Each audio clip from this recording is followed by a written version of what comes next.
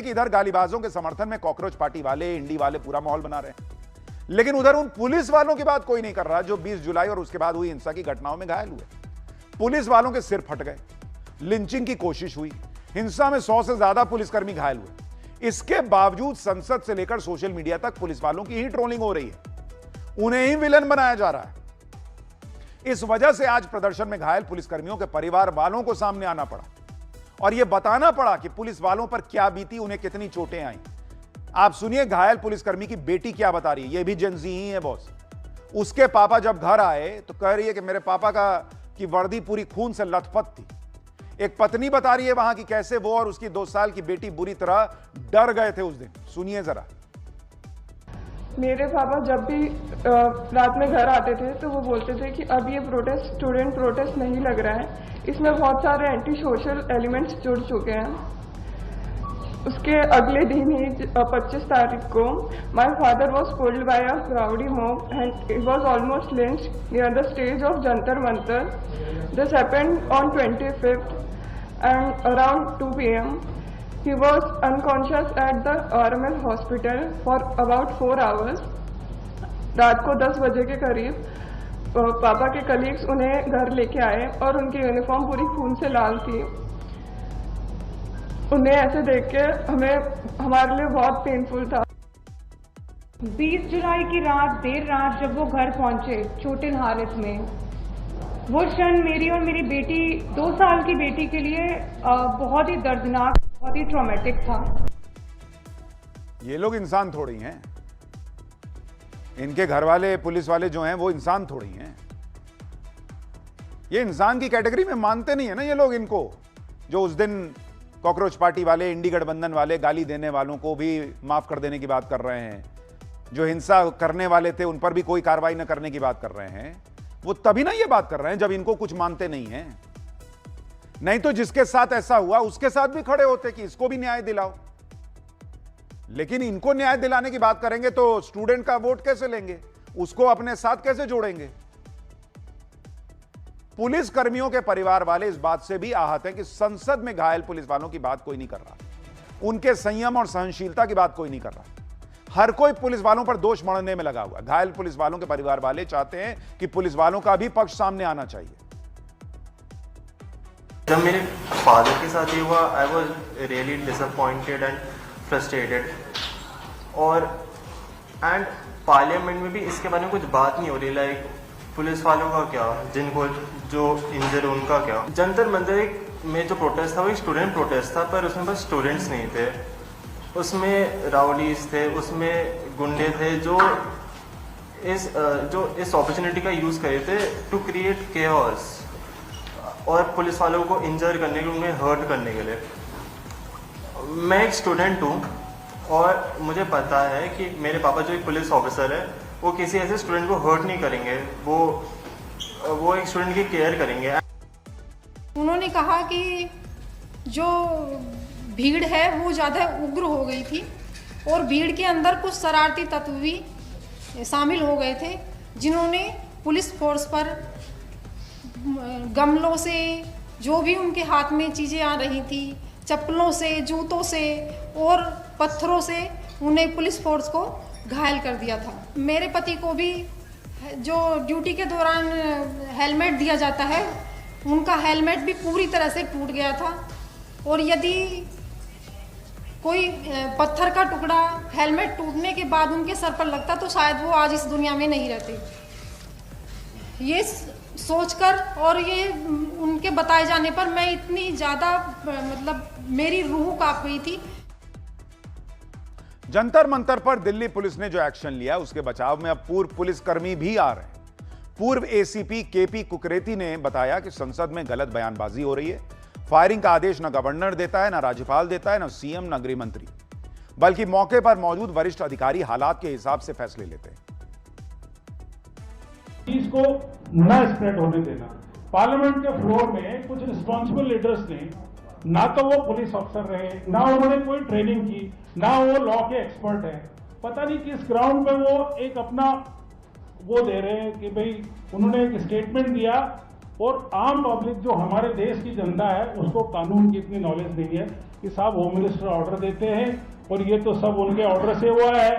तो वो एक बड़ा भ्रामक स्टेटमेंट जो है वो पब्लिक के पास गया, आम जनता के पास गया है कि भाई ये इस तरह से और ये हम गृह मंत्री होम मिनिस्टर देते हैं, जो सरासर गलत है, एब्सोल्युटली रॉन्ग। पुलिस के पास क्या साधन है, या तो पार्लियामेंट में उनको घुसने देते, तो इससे ज्यादा बड़ी घटना घटती, इससे बड़ी घटना घटती, गोली चलानी ही पड़ती। और वो स्टैट्यूट में लिखा हुआ है, एक्सट्रीम सर्कमस्टांसेस में अगर पुलिस अफसर की जान को खतरा है, प्रोपोर्शनेट थ्रेट है, तो वो कोई भी एक्शन वाजिब होगा, मौके पे लेगा।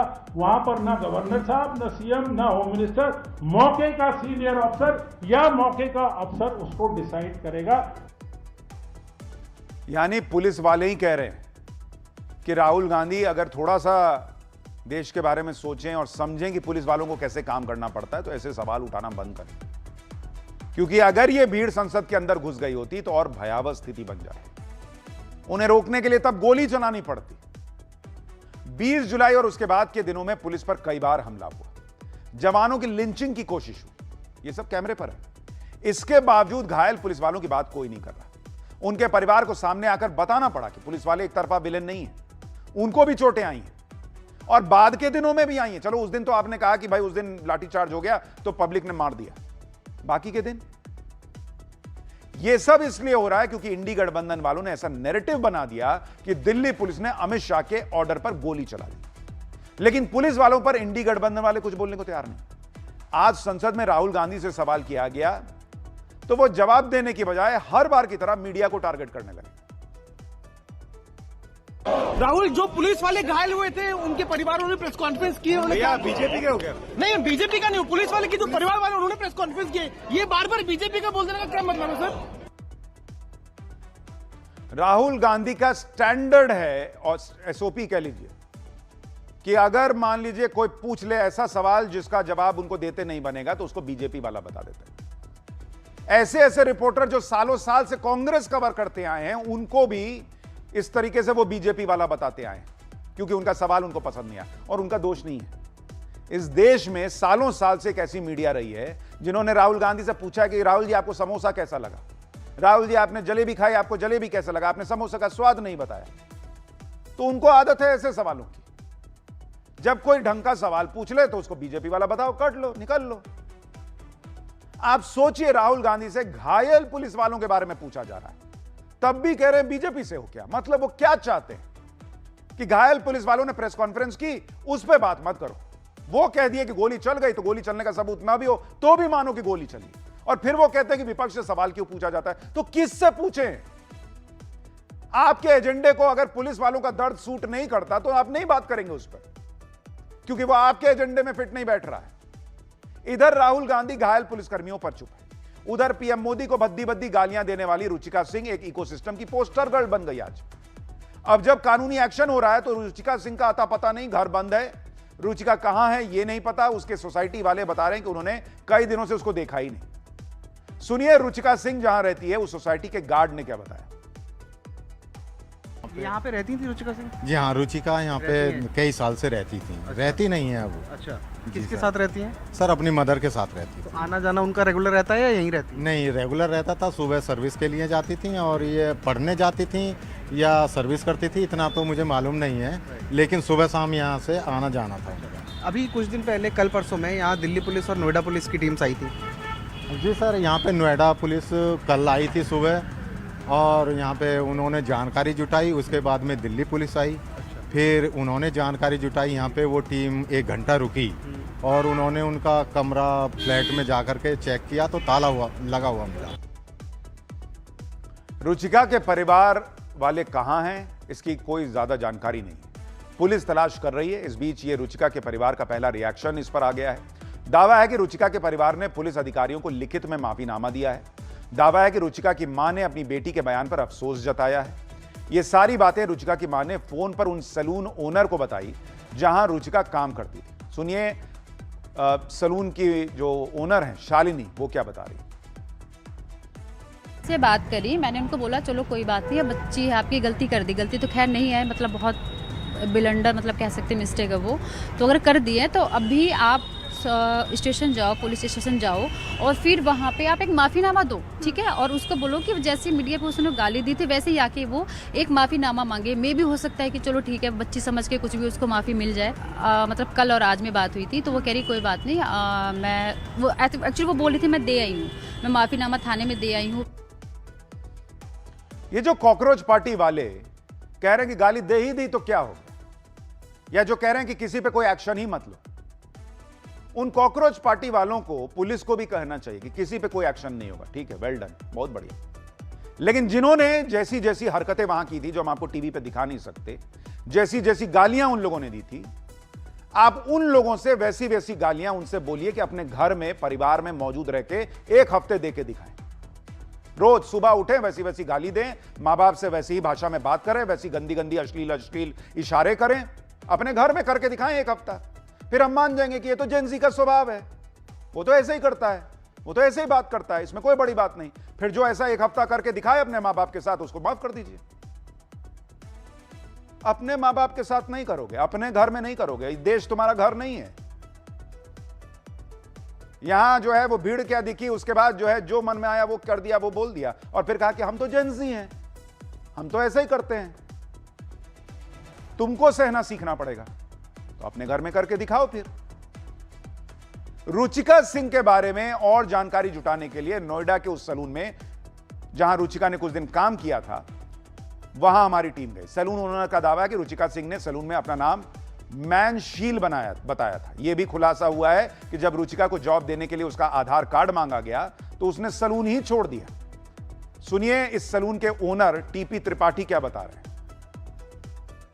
उनका नाम रुचिका सिंह नहीं था, यहाँ पे जो नाम बताई वो मैंसिल बताई थी, मैंसिल। और यहाँ वो नेल आर्ट का काम सीखने आती थी। 2 दिन मैंने देखा, फिर हमने कहा ये लड़की कैसे आ रही थी, वह नेल आर्ट का काम सीखने आ रही है। फिर हम चेक किए तो उसका आधार कार्ड नहीं था।